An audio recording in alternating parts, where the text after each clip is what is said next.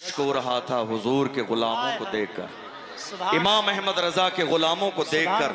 अल्हम्दुलिल्लाह मौजूदा दौर में आला हजरत के जमाने के बुजुर्गों में पूरी दुनिया के अंदर सबसे ज्यादा नाम अगर लिया जाता है तो इमाम अहमद रजा का नाम लिया जाता है। इमाम अहमद रजा के नाम के नारे लगते हैं, और क्यों ना हो, जो मुस्तफा के गुलाम बनते हैं वही जमाने के इमाम बनते हैं। हम इसीलिए तो कहते हैं इज्जत उसी की जाएगी जो मुस्तफा की इज्जत करेगा, ताजीम उसी की जाएगी। नाम के नारे लगते हैं, और क्यों ना हो, जो मुस्तफा के गुलाम, जो मुस्तफा की ताजीम करेगा।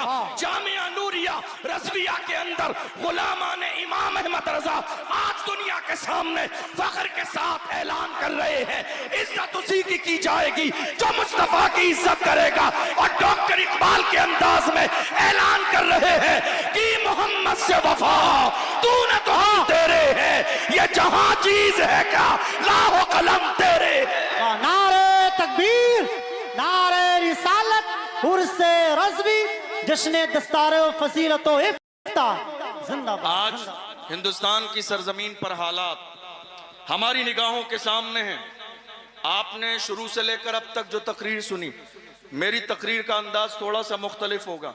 मेरी कोशिश हमेशा ये होती है कि हम हालात पर बात करें, ताकि हमारी कौम जब मरकज़ अहले सुन्नत से जाए तो ये पैगाम लेकर जाए कि मरकज से हमें डराया नहीं जाता है, बल्कि हमें यह मिजाज दिया जाता है, जिंदा रहना है तो फिर मौत से डरना कैसा, जिंदा रहना है तो फिर मौत से डरना कैसा, जंग लाजिम हो तो लश्कर नहीं देखे। क्या बात है, जिंदाबाद जिंदाबाद। आज हिंदुस्तान के कोने कोने पर देख लीजिए आप, हालात बिगड़े हुए हैं।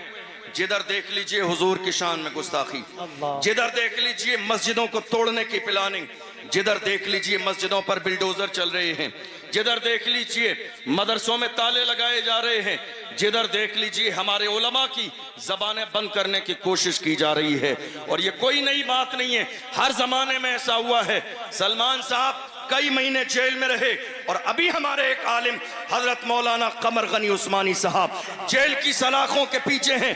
दुनिया ये सोच रही थी कमर गनी उस्मानी को जेल की सलाखों के पीछे डाल देंगे, हौसले टूट जाएंगे, मगर कमर गनी उस्मानी ने बता दिया मैं उस्मान का बेटा हूँ जिसने सब कुछ रसूलुल्लाह के कदमों पर कुर्बान किया है। मगर दुश्मनों से न कल समझौता था, न आज समझौता है, न सुबह कयामत तक समझौता रहेगा। जिंदाबाद जिंदाबाद, बहुत अच्छे। आज हमारी कौम का अलमिया ये है कि हमारे लोग भूल गए हैं, जो कौम की क़यादत करते हैं उन्हें लोग भूल जाते हैं। नहीं मेरे अजीजों, प्लान भी कीजिए कमर गनी उस्मानी साहब के साथ, और दुआ भी कीजिए अल्लाह उन्हें रिहाई नसीब फरमाए। आमीन अल्लाहुम्मा आमीन। हम नहीं सोचेंगे तो कौन सोचेगा? हमारे दिल में दर्द नहीं होगा तो किसके दिल में दर्द होगा? हम नहीं बोलेंगे तो कौन बोलेगा? आपको मालूम है, मैं हिंदुस्तान के शहरों में अलग अलग जब जलसों में जाता हूँ और इस तरह की बातें खुल के करता हूँ, तो कई लोग हमारे स्टाफ के भी और कई दूसरे लोग भी आ जाते हैं डराने के लिए, और मुझसे कहते हैं अरे आपकी अभी शुरुआत है, अभी नौजवान है, आप इतना खुल के बोलेंगे, हमें ऐसा लगता है कि आगे कहीं आपके लिए मुश्किल ना हो जाए, आप इतना खुलकर बोल रहे हैं।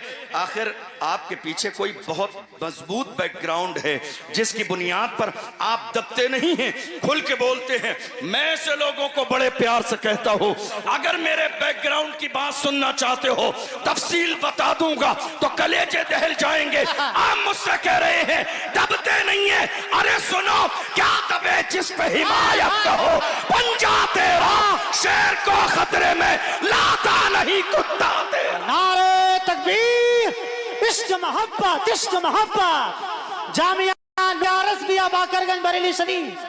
वाह वाह वाह। आज हालात ऐसे हैं, मुल्क के कोने कोने में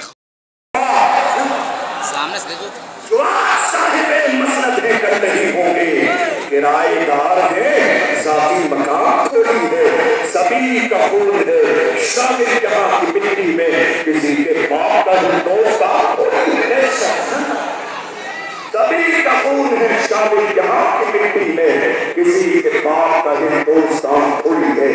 आज हालात हमारी निगाहों के सामने है, हम देख रहे हैं।